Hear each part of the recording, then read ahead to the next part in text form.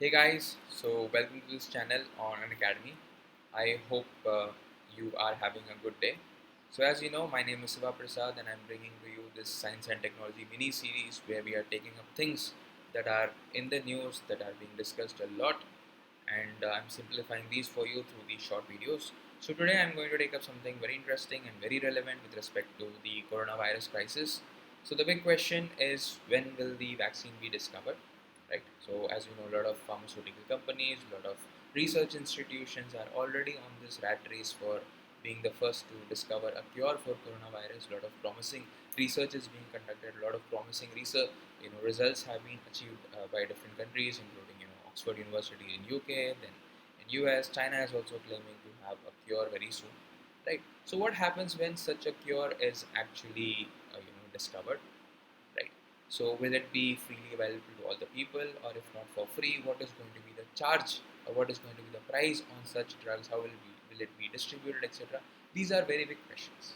So let's try to understand what will happen as soon as a new drug is discovered. It will get patented. What exactly are these patents? Why do we need them? What are the pros and what are the cons? What are the legal framework in India that we have related to such patents? So that is what we'll be trying to address in today's lesson on patents and related issues. This will be presented by me, Siva Prasad. So let us start. So regarding patents, and remember the law is Patents Act of 1970. And remember, UPSC from 2016 onwards have seen this trend. Every single year they have asked one question in the prelims or in the mains related to the intellectual property rights. 2017 say every year in prelims they are asking 2017, 2018, 2018 and 2019. So that's like 3 years. They have asked one question or the other related to intellectual property rights, and the 2019 question was directly on patents itself. Okay, so I'll just explain the question. I mean, after this particular video, you will be able to answer that question as well. So the parent law is called as Patents Act of 1970. It was amended in 2006. I will tell you about this amendment also. The nodal ministry for handling things related to patents is by DIPP, Department of Industrial Policy and Promotion. Right now it is renamed as DPIIT. Okay, this comes under the Ministry of Commerce and Industry. So let's try to understand what exactly are these patents. So as I told you, you have coronavirus, right?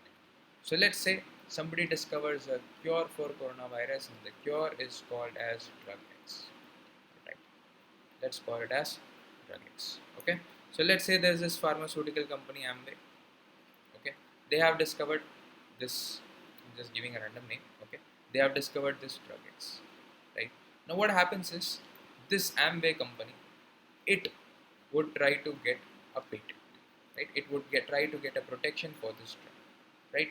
So if they apply for a patent and if they are granted a patent, what happens is Amway will have 20 years of exclusive rights. It has exclusive rights to manufacture and sell this drug X. That means no other company other than Amway will have the right to make or sell this drug. This is going to last for 20 years. So in very simple language, Amway is going to have a monopoly on this particular drug manufacture and sale. Okay, and remember, in economic terms, monopolies are never good. Why? Because if you have a monopoly, then the company, it starts to dictate the prices, right? Monopoly means you are the single player. Nobody other than you is producing the good or a service. So that means if Amway wants to charge rupees 1000, they can do that. If they want to charge rupees 1 lakh, that also they can do that. If they want to charge 10 lakh for this vaccine, that also they can do. For this drug, that also they can do, right? So this is what patent gives them. It gives them exclusive right to exploit their innovation, because this is their innovation. All right, so we will discuss about pros and cons. If you look at it, this seems like a heartless provision. You might ask, you are allowing somebody to sell a drug that is essential to the public at 10 lakh rupees, and they are getting away with this. How and why is this possible? A lot of questions might crop up in your head. I will definitely try to address all of them. Okay, so right, so let's talk about the need for patent. Why do we need this? Why? Because you see, this formula or the idea behind drug X, right? This is easily replicable. This is an intangible asset. For example, imagine tangible asset means things that I can touch. For example, I have gold, diamond, etc. If I want to protect them, if I want to safe keep them, I can always put them in my bank locker. I can always keep them in my house or under my pillow and sleep over it, right? So that's a tangible asset. I can protect this. But this is an intangible asset. This is an idea. Once another person gets wind of my idea, they can also replicate. Once they know how I make drug X, they would also start making drug X, right? So that means all these years, all my effort about discovering this drug X, it has all gone to waste, right? So that is the reason this is an intangible asset. Hence, physical possession is not possible, right? IPR or patents, this provides a secure environment for investors, scientists, artists, designers, traders, etc., to foster innovation and scientific development. Remember, let's assume something. For discovering this drug X, I might have spent maybe 1 billion rupees, right? Or maybe 100 billion rupees I might have spent, right? Because remember, research is very costly. You have to pay the personnel, you have to procure a lot of material, you have to do a lot of experiments. Running these experiments, so much equipments were required. Running the experiments itself is costly. So a lot of resources are consumed in the process of coming with drug X, right? So you have spent this 100 million rupees, right? Let's assume that the cost for making one drug X is only rupees 1000, and right, this is the cost for making one. If this idea, if anybody is allowed to manufacture this drug, they might actually sell it for 1050, right? And they might make a profit of rupees 50. Right? If you have perfect competition, if you don't have patents, if you say anybody discovers and anybody, if I discover and anybody can make the same drug, they can actually price it for 1050, right? And make a profit of 50, and the companies can be happy. But remember, this company, the original company that discovered, that was Amway in our case, it has originally invested $100 million, right? While other companies, let's say X, Y, Z, etc., they have not even invested a single penny. Still, they will be making a profit of 50 rupees. And this 100 billion rupees that is invested by Amway, they would never be able to recover this from 50 rupees ka profit, right? So that is the reason this company Amway, it should be given protection so that they are able to reap the benefits of their of their discovery or invention, right? So that is the idea behind patents. And remember, if you don't give this company patents, then Amway will not make this investment. If this 100 million investment is not being made, then new drugs will never be discovered. People would not want to invest in such projects. Scientists would not want to work. Artists would not want to come up with anything new, right? This also ensures the right of the original investors to reap profits from their innovation. So these are the reasons we need something called as a patent. Or else remember, all this 100 billion rupees that was spent, this will all go to waste, right? Then in the future, nobody would be willing to invest such amount of money. And if such investments do not come, that is far more dangerous. Why? Because then new discoveries will not be made, new drugs will not be invented. Alright, so that is the reason to foster scientific innovation in the country, we need something called as patents, right? But at the same time, there are some negatives also of a patent, right? Why? Because it gives monopoly to the creator. As I told you, Amway is the creator in this case. It gives them monopoly. So that means they tend to make very high margins of profit. Remember, they are profiting at 5000% or more than that also, right? Because of this, they are able to sell their price. It takes them only 1000 rupees to make the drug, but then they are selling it for 10 lakh rupees, right? So they are making exorbitantly high margins of profit on this. And remember, the general public is deprived of the innovation. And if they price it at 10 lakh rupees, imagine what happens if a company wants to price its drug at 10 lakh rupees. So that means general public will be deprived of this innovation. The people are dying out of coronavirus, and the pharmaceutical company can start to charge a very high price, right? For example, essential medicines, as I told you, for example, a cure for coronavirus, right? So this is an essential medicine, and a company might deprive you of it because of its rent-seeking behavior. All right. So what is the need of the heart? See, on one side we saw the positives of patents also, on this side we are seeing the negatives of patent also. So what is the need of the hour? We need to strike a balance between private rights of companies, pharmaceutical companies, to get returns on the investments that are made. At the same time, the public interest, so that everybody are able to easily access the essential medicines on time, right? So one way to do this, it's called as compulsory licensing. I will discuss in a few more minutes what exactly is this compulsory licensing. Alright. So coming back to the patent law, the nodal ministry is Ministry of Commerce and Industry. Okay. The motive of patent law, as I told you, is to encourage scientific research, new technology, and industry. So if I want to get something patented, what is the price I have to pay? That means if I'm getting something patented, what happens is I get a monopoly for it for the next 20 years, for the fixed period, that is for 20 years. In return, what should I do? I should go for public disclosure of the invention at the patent office. So I have to go to the patent office in Chennai. I have to go and tell them this is my invention, right? I have to give them all the details regarding the invention. It's basically a public disclosure of my invention, right? So in return for this public disclosure, I will get a monopoly for the next 20 years. Nobody for the next 20 years would be able to make the same drug. Alright? After the 20 years has expired, it will expire or pass into public domain. That means after the period of 20 years, any other company other than the original company X, Y, Z, A, B, any new company can make the products. Right? That's what. Okay. And remember, for granting patent, there must be novelty, there must be utility, right? For example, the addition that you have made, the discovery that you have made, it should be something non-obvious. For example, let's say somebody discovered a car, you added rear view mirrors to the car, and you cannot get it patented saying that this is a new invention. Alright, so there is something that should always be non-obvious. Okay, or somebody has invented a car, you cannot just put a couple of fans inside and you cannot say that I've come up with something new. Okay, so that's what it should be, something a patentable invention. It must be useful also, right? It should be something new, it should be something that should be non-obvious, something completely new you have invented. That's when you can go for patent, right? So that's what, you cannot just simply take an invention and you can modify it and you cannot give it, right? They will not give you patent for that. Similarly, it should have utility, it should be useful also, right? Okay. So this is the positive of patent, this is the negative of patent. Alright. So there is another concept, it's called as evergreening of patent, and remember, India mein it is not allowed. Evergreening of patent is not allowed. In UPSC mains examination 2016, they asked about something called as section 3D of Indian Patents Act that deals with evergreening of patent. What exactly is this evergreening of patent? So as I told you, let's go back to our example. I told you Amway, imagine, comes up with a new drug X that can cure coronavirus. Alright. So it is going to have monopoly for 20 years. Now imagine if the company wants to extend this by another 20 years, right? What should they do? They should have another patent, right? But then remember, you cannot really renew your patent per se. So what the companies start to do is just to hold on to their patent, just to hold on to the monopoly that they have right now.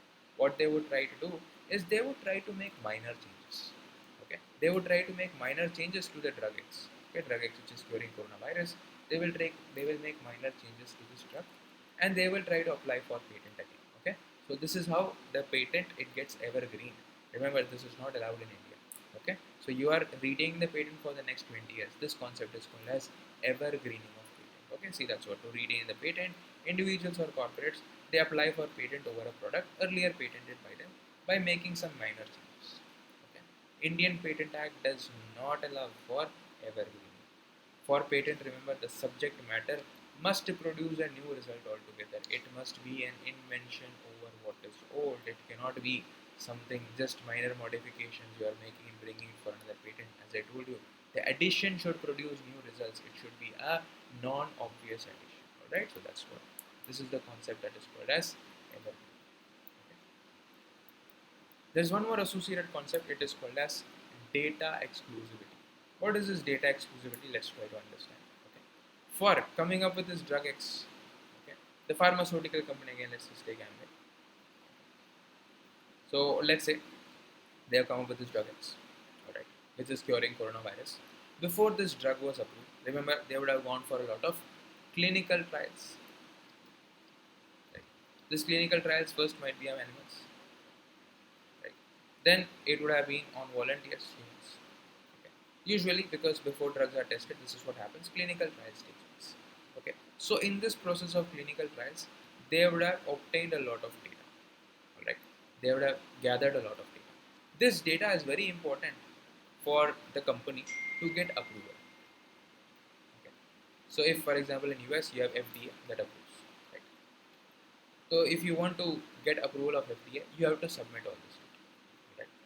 So what is this concept of data exclusivity? As per the concept of data exclusivity, Amway can actually ask FDA, right, that is the approving authority, that this data we have collected and given you, please do not share this data with any other company. Alright, so that means, let's say there are A, B, C. the other pharmaceutical companies, maybe like Biocon, maybe like Sun Pharma, etc. These companies are there. So Amway will tell FDA not to share its data with the other pharmaceutical companies. Right? What is the advantage for this? Why? Because if this data is not shared, the other companies, they have to undergo this clinical trials. They have to separately conduct clinical trials. They have to separately gather data, and then they will gather data, and then they will have to get approval of it. Right? So this makes the process time consuming. This makes the process costly. Why? Because again, these companies, they will have to invest money in conducting clinical trials. They will have to take significant amount of time in gathering this data and getting approval from FDA. So this is, as you can see, another way to hold on to the monopoly of drugs. Right? So this is the concept of data exclusivity. Right? See, companies spend significant time, energy and money on research and clinical trials. During all this, they gather large amount of useful data. Okay. So while obtaining permission for the launch of the product in the markets or while applying for patents, these companies have to provide data to the authorities. Remember, I told you what is the cost of getting a patent. I told you have to go for full public disclosure, right? You have to give full public disclosure about your product. That is when you will get a patent, right? So by provision of data exclusivity, companies want authorities to not share such data with any third party for a certain period of time. That means, let's say for 30 years or so, they would want the government not to share this data with anyone else. Okay, and remember, Indian Patent Act does not provide data exclusivity. Okay, that means if you want a patent in India, you really have to go for full public disclosure. This data exclusivity I just explained to you, this is not allowed in India. Okay, where you ask the regulator not to share data with the other companies. This is not allowed in India, right? Right. What are the cons? See, pros, though, you can obviously see why, because this company Amway might have spent a lot of money in conducting clinical trials, etc. Right. So that is the reason they have to price their drug a little bit costlier. But when these companies come in, if they have ready-made access to this data, if they have ready-made access to this data, so what happens? It reduces their cost of operation. It reduces the time consumed. So it will be easier for them to come up with their own drug very soon and also at a cheaper price. Right. So that is an advantage for Amway.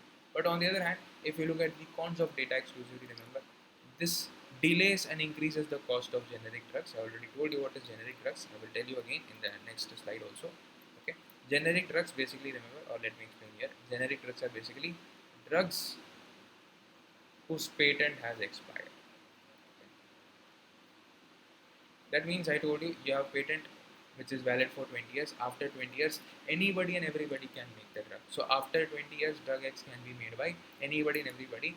That so made drug is called as a generic. Okay. Remember, generic drugs are far cheaper than the brand name drugs. In the previous lesson also, where I discussed generic drugs and Pradhan Mantri Jan Aushadhi, scheme also, I told you Jan Aushadhi Kendras Pariyojana. I told you about the generic drugs and the fact that they are very cheaper compared to brand name drugs. Okay. So remember, this will delay and increase the cost of generic drugs. Why? Because if these new companies that are going to make generic drugs, they have to collect their own data, they will have to invest money in conducting clinical trials. So that cost also has to be recovered. So they will try to recover this cost from by pricing their drug high. So this will increase the cost of generic drugs. This will delay the launch of generic drugs. Why? Because significant time is required for acquiring this new data. Why? Because clinical trials have to be made. Okay. So this is problem number one. So that means general public will be deprived of easy and cheap access to these generic drugs. Second is there is an ethical issue involved. Clinical trials, remember, it involves experimentation on human beings and animals. Right? So you have already gathered data by making the humans or animals undergo an ordeal. Right? It's a tough thing to be experimented upon. So you are asking the same experiments to be conducted again for gathering the same kind of data. So you are unnecessarily subjecting humans and animals through pain. Okay. So this is the cons of data exclusivity. Okay. This is the negative aspect of data exclusivity. Right. Then quickly let me tell you about product patent and process patent. Okay. Earlier, prior to 2006 amendment, remember, in India only allowed for process patents. Nowadays, India allows for product patent. What is the difference between process patent and product patent? Okay. Let's say drug X. Okay. In a process patent, this drug X cannot be patented. Only the process of making drug X can be patented. Let's say I made this process by using HCl, NaOH, and some other things, etc. Okay, like this. This is process number one.